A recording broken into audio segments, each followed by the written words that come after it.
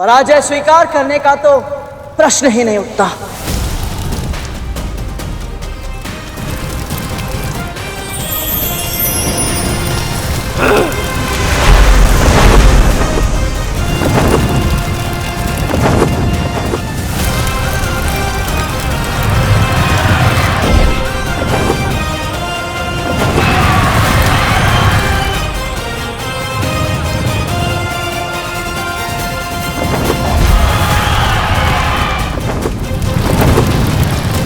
तापमान बढ़ रहा है। यदि शीघ्र ही कुछ नहीं किया तो असुरों के अदिति मां तक पहुंचे बिना ही उनका तप भंग हो जाएगा।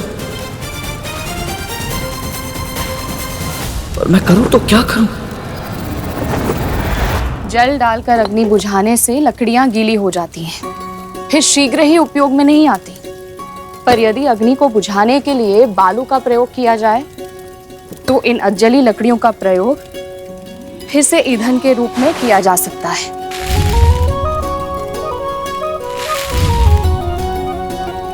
प्राकृतिक संसाधनों को व्यर्थ करना अनुचित है गरुड़।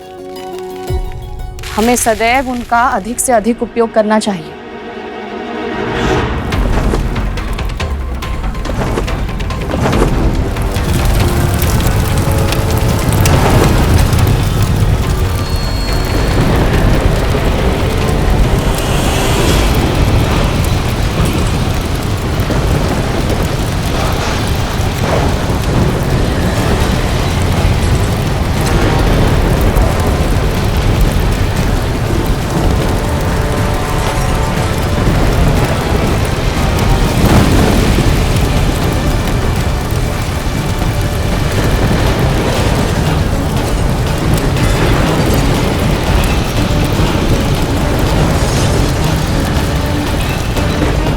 ये क्या हो रहा है?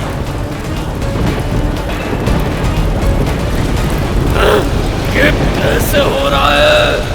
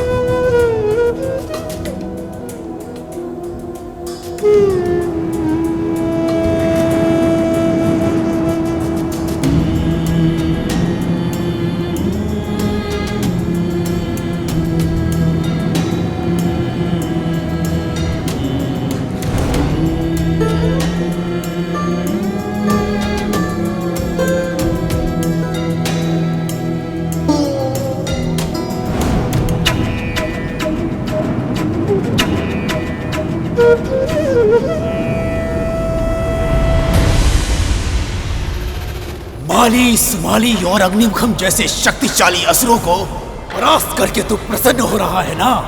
परंतु तेरी ये प्रसन्नता अधिक समय तक नहीं रहेगी करो। चाहे मुझे कुछ भी करना पड़े, कोई भी मूल्य चुकाना पड़े, परंतु मैं तेरी खींची हुई रेखा अवश्य पार करके रहूंगा।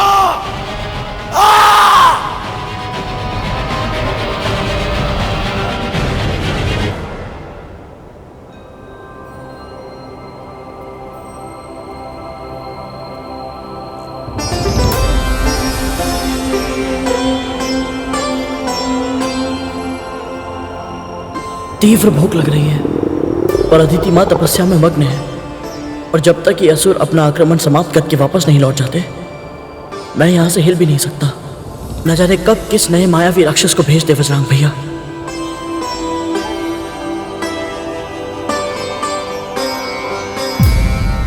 किसी भी विजय का सबसे बड़ा कारण होता है शत्रु के हृदय में उसका भय।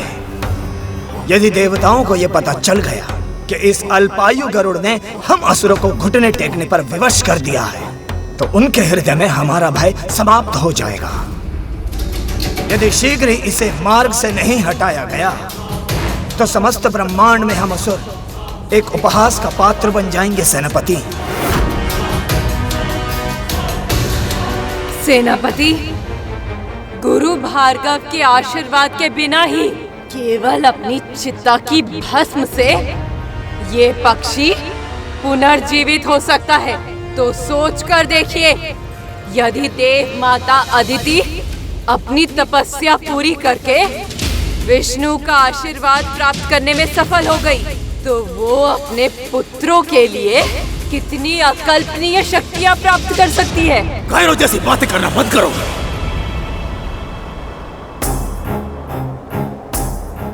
धक्का अवश्य लगा है हमारे प्रयासों को, परंतु हम अभी तक पराजित नहीं हुए। गरुड़ यदि अग्नि से जलकर नहीं मरा, इसका यह अर्थ नहीं है कि हम उसे मार नहीं सकते। स्मरण रहे, संजीवनी विद्या हम असुरों की शक्ति है, किसी पक्षी की नहीं। गजासुर, जाओ और अपने पैरों से उस गरुड़ को कुचल कर वापस आना। जो आज्ञा सेनापति। सिंहमुखम, तुम भी साथ जाओ और अपने नुकीले दांतों से उस पक्षी के मांस को फाड़ डालना और इतना तीव्र प्रहार करना कि उसकी अस्थियां अनेकों भागों में टूट जाएं। आज भूमि रक्त से लाल होनी चाहिए। जो आज्ञा सेनापति। मिलकर कार्य करोगे तो विजय अवश्य मिलेगी। और स्मरण रहे, या तो उसके प्राण हर लेना या अपने प्राण गंवा देना। यदि बिना विजय के तुम वापस आए, तो मैं तुम्हारे जीवन को मृत्यु से भयानक बना दूंगा। जाओ।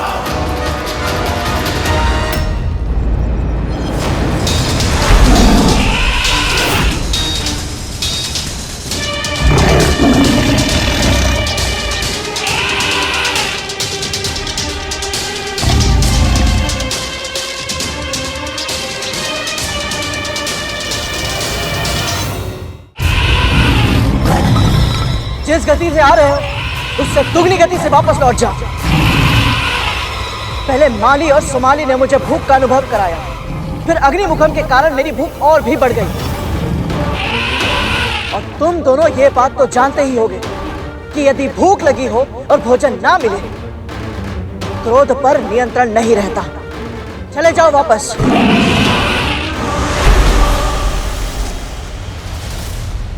हमें बचा लो गरुड़, हमारे प्राणों की रक्षा करो। हमें अभय दान दो, रक्षा करो हमारी।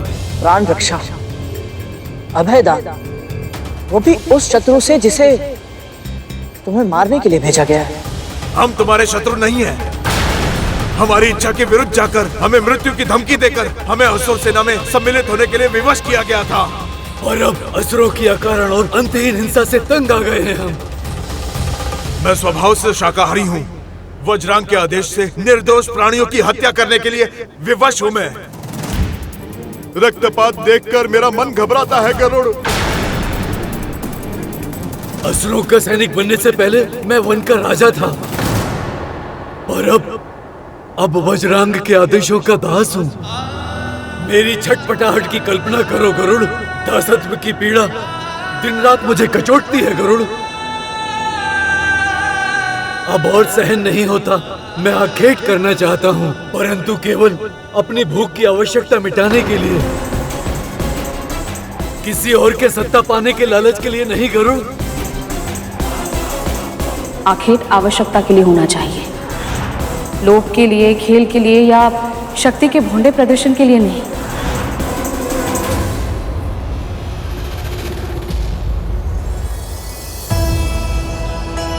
मेरी माँ ने भी मुझे यही सिखाया है। और आप दोनों ऐसा सोचते हैं, ये जानकर मुझे बहुत अच्छा लगा। पर बजरंग भैया की सेना में आप दोनों को रहना नहीं है, तो फिर ये बात आप उन्हें क्यों नहीं बता देते? क्योंकि वो कभी नहीं समझेंगे, हमारे प्राण ले लेंगे वो, या फिर ऐसा जीवन जीने पर विवश कर देंगे जो कि मृत्यु से भी भयानक होगा। हमें उनके अधीन हुए बहुत वर्ष हो गए, लेकिन आज तक ऐसा कोई योद्धा नहीं मिला जो उनको चुनौती दे सके। केवल आप ही हैं जो संजीवनी विद्या के बिना भी मृत्यु के द्वार से सकुशल वापस आए हैं। यदि समस्त संसार में कोई हमें वज्रांग के क्रोध और दंड से बचा सकता है, तो वो केवल तुम हो भाई गरुड़, केवल तुम।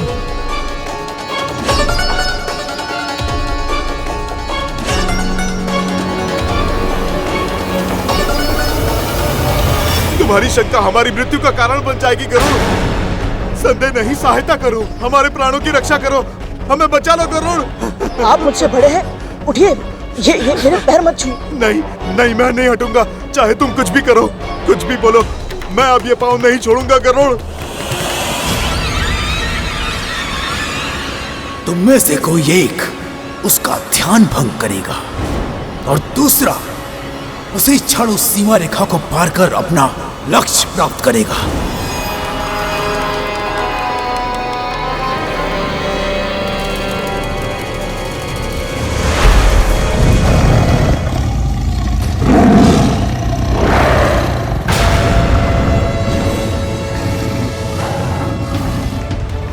छल हुआ मेरे साथ।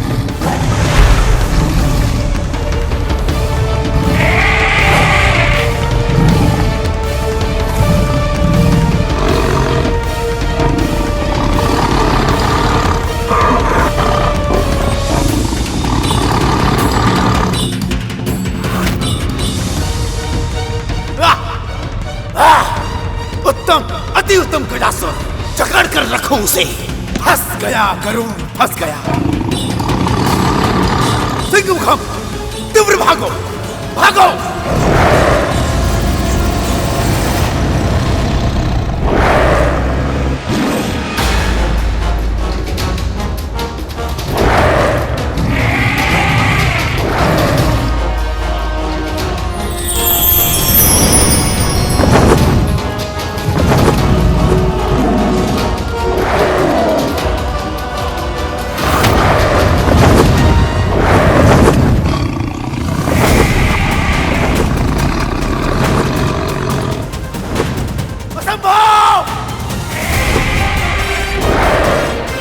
नहीं हो सकता।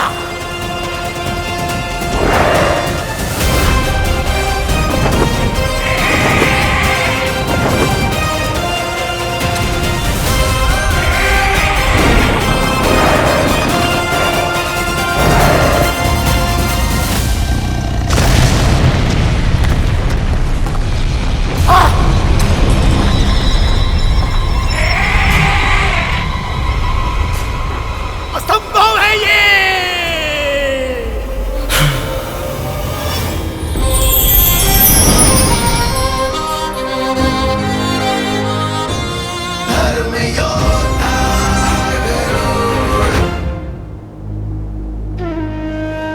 भूख इतना अधिक सताएगी तो मैं अदिति माँ की रक्षा के दायित्व पर अपना ध्यान कैसे केंद्रित कर पाऊंगा?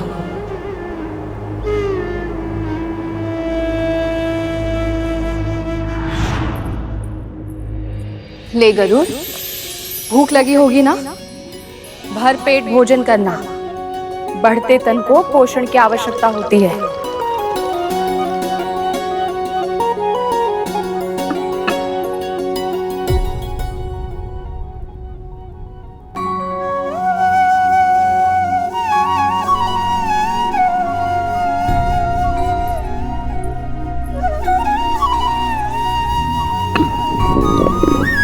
लगता है तेरा पेट भरा नहीं है।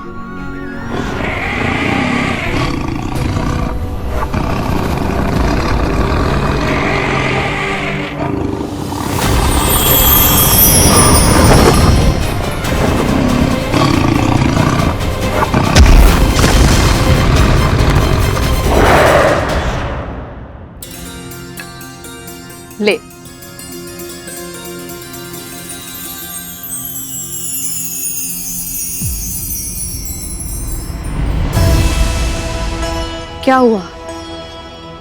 भोजन अच्छा नहीं लगा तुझे? नहीं माँ, ऐसी बात नहीं है।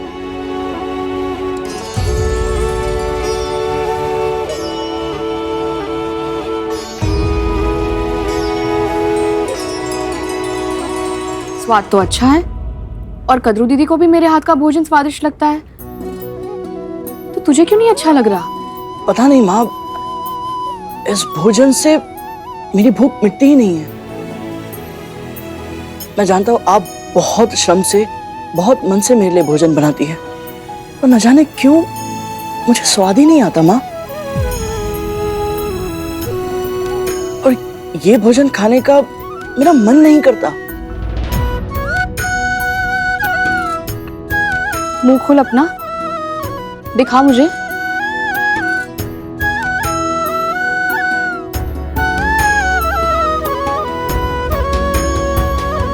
अब समझ आया इस भोजन से तेरा पेट क्यों नहीं भरता, क्योंकि तेरा मन नहीं भरता इससे। गरुड़, ईश्वर ने तुझे मांसाहारी बनाया है।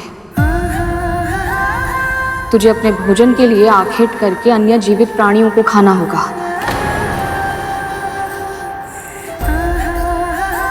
तो माँ, मुझे किन प्राणियों को खाना चाहिए? आयु में स्वयं से छोटे प्राणियों को कभी मत खाना गरुड़, और उस युगल को जो आपस में मैथुन समागम कर रहा हो। जहां तक संभव हो किसी दुष्ट या अत्याचारी प्राणी को ही खाना, ताकि तेरा पेट भी भर जाए और जगत का कल्याण भी हो जाए।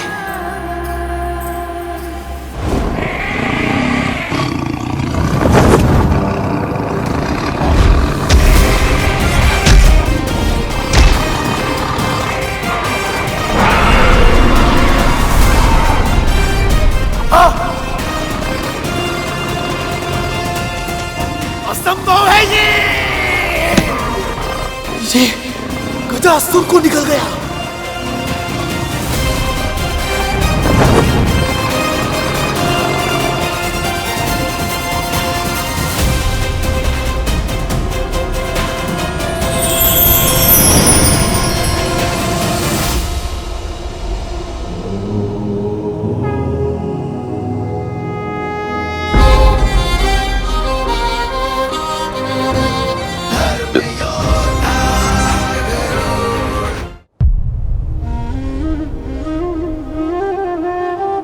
परम पिता विष्णु की कृपा और माँ के आशीर्वाद से बिना अधिक श्रम किए ही भोजन मिल गया।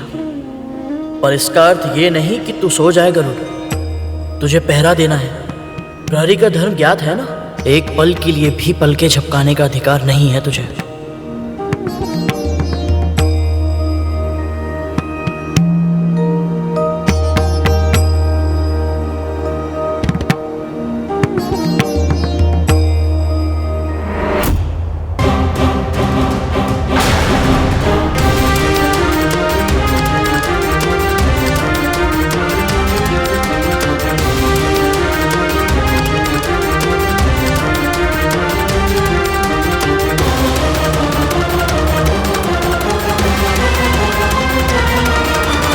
तो ये रेखा पार करने के लिए नहीं आ रहा था। क्या गरुड़, इतने बड़े बड़े असुरों से युद्ध किया और एक साधारण बारहसिंगा से भयभीत हो गया।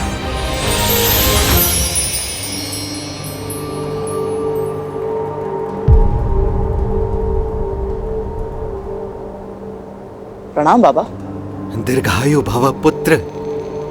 यहाँ किसी बारहसिंगा को देखा है तुमने? हाँ, वो उस दिशा में गया है। लगता है बारहसिंगा मुझे दौड़ा दौड़ा कर मार देगा। क्या हुआ बाबा? इसके सींग में मेरी अरणी अटक गई है और वो उसे लेकर के इधर उधर भागा फिर रहा है। ना वो उसे स्वयं निकाल पा रहा है और ना मुझे निकालने दे रहा है। अब तुम ही बताओ पुत्र, मैं अरणी के बिना यज्ञ कैसे करूंगा? और जब यज्ञ नहीं करूंगा तो अन्न जल कैसे ग्रहण करूंगा? लगता है आज मेरे प्राण ही निकल जाएंगे। नहीं नहीं बाबा, ऐसा मत कहिए। कोई ना कोई उपाय तो अवश्य होगा। हाँ हाँ, है एक उपाय। यदि तुम मेरी सहायता करना चाहो तो तुम एक पक्षी हो और तुम उड़ के उसे ढूंढ सकते हो और तुम मेरी अरणी वापस ला सकते हो। बोलो पुत्र, तुम इस असहाय वृद्ध ब्राह्मण की सहायता करने का उपकार करोगे ना?